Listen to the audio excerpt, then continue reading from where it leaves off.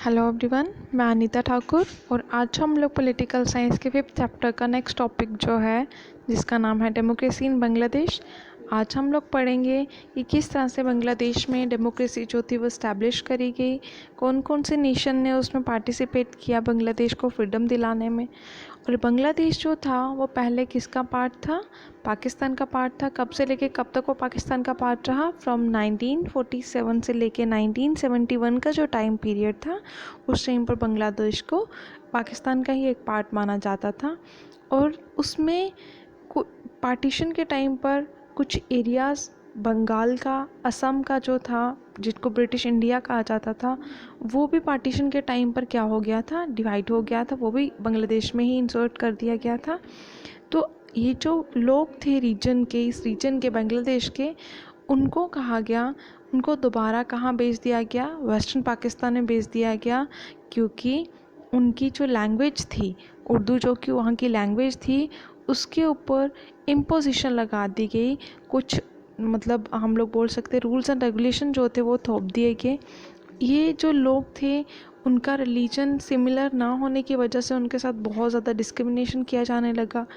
Partition के बाद देखा गया कि अब प्रोटेस्ट जो थे वो स्टार्ट कर दिए गए, क्योंकि वहाँ पर ये जो बंगाली कल्चर था और लैंग्वेज जो थी उसके साथ बहुत हम लोग बोल सकते हैं बहुत मतलब अनफेयर मीन्स के थ्रू उनके साथ ट्रीटमेंट किया जा रहा था। जिससे ये देखा गया कि उन्होंने डिमांड करना शुरू कर दिया कि हम लोग को भी एक फेयर रिप्रेजेंटेशन जो है वो मिलनी चाहिए, हमारा भी एडमिनिस्ट्रेशन में कहीं ना कहीं रोल होना चाहिए, और हम लोगों को भी एक फेयर शेयर जो है वो पॉलिटिकल पावर में हमारा भी कोई स्टेटस होना चाहिए, हमें भी कुछ पार्स मिलनी चाहिए जिनको हम लोग फंक्शन कर सकें।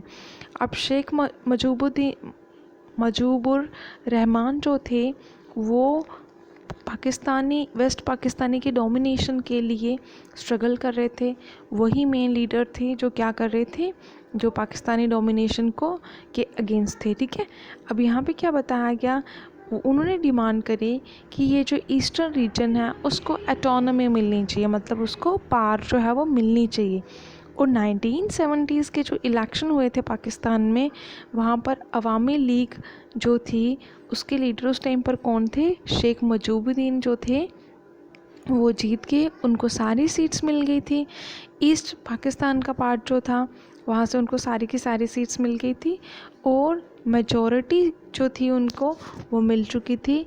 और कॉन्स्टिट्यूंट असेंबली को उन्होंने क्या करा, उन्होंने कहा कि होल पाकिस्तान की जो कॉन्स्टिट्यूंट असेंबली है उसके लिए कुछ प्रपोजल्स बनाए, कुछ रूल्स एंड रेगुलेशंस बनाए।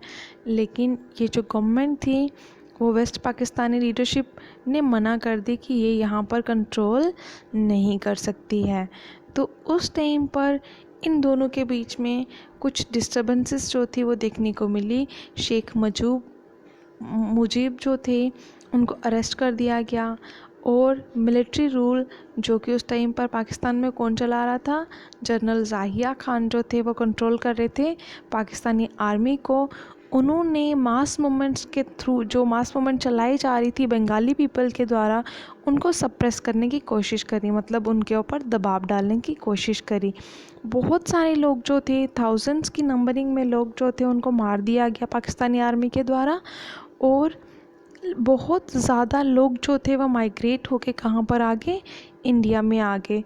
और जिसकी वजह से इंडिया में बहुत ज़्यादा डिस्टर्बेंस भी क्रिएट हुई और उनको एक नाम दे दिया गया रिफ्यूजीज़। और रिफ्यूजीज़ की प्रॉब्लम जो थी इंडिया में वो क्रिएट हो गई, जो कि आज भी कॉन्टिन्यूसली चल रही है। और यहाँ पर बताया गया ये जो इंडियन गवर्नमेंट थी उन्होंने ईस्ट पाकिस्तान की जो डिमांड थी कि हम लोग को इंडिपेंडेंस होना है, हम फाइनेंशियली बहुत ज़्यादा वीक हो चुके हैं, हमारे पास मिलिट्री मतलब फोर्सेस नहीं हैं, तो इंडिया ने ईस्ट पाकिस्तान को मतलब बांग्लादेश को सपोर्ट किया, उसको फाइनेंशियल असिस्टेंस भी दिया, अपनी मिलिट्री भी भेजी ताकि वो उनको इंडिपेंडेंस गेन हो सके। तो रिज़ल्ट क्या हुआ? बाद में 1971 में वॉर हुआ और दिसंबर में जब ये वॉर का एंड होता है पाकिस्तानी फोर्सेस ने खुद को सरेंडर कर दिया कि ईस्ट पाकिस्तान जो है वो क्या कर सकता है, वो अपनी Bangladesh as an independent country को फॉर्म कर सकता है। ठीक है, आई होप आप लोगों को समझ में आया होगा। Thanks for listening and may God bless you all.